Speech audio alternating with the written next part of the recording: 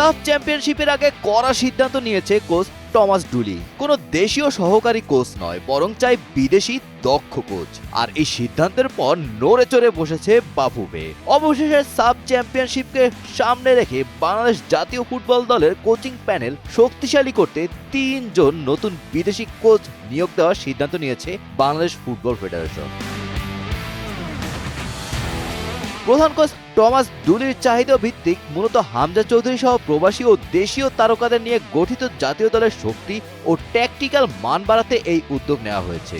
নতুন নিয়োগ পেতে যাওয়া কোচদের মধ্যে 2 জন সহকারী কোচ এবং একজন গোলকিপিং কোচ হিসেবে যোগ দেবেন।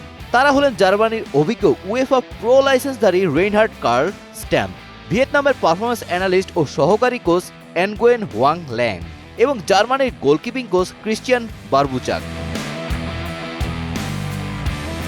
নতুন এই প্যানেল যুক্ত হয় খেলোয়াড়দের গোলকিপিং, ভিডিও অ্যানালাইসিস এবং সেট পিস কৌশলের ঘাটতি দূর হবে বলে আশা করছে বাফুফে।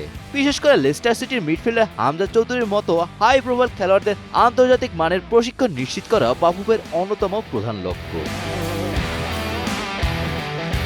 সাফের আগামী আসরে ঘরের মাঠে সেরা সাফল্য পেতে এবং পূর্ণাঙ্গ একটি অভিজ্ঞ কোচিং দল গড়ে তুলতে বাফুফে এই ঐতিহাসিক পদক্ষেপ গ্রহণ করেছেন। খুব দ্রুতই নতুন কোচেরা ডুলির কোচিং স্টাফে আনুষ্ঠানিকভাবে যোগ দেবেন।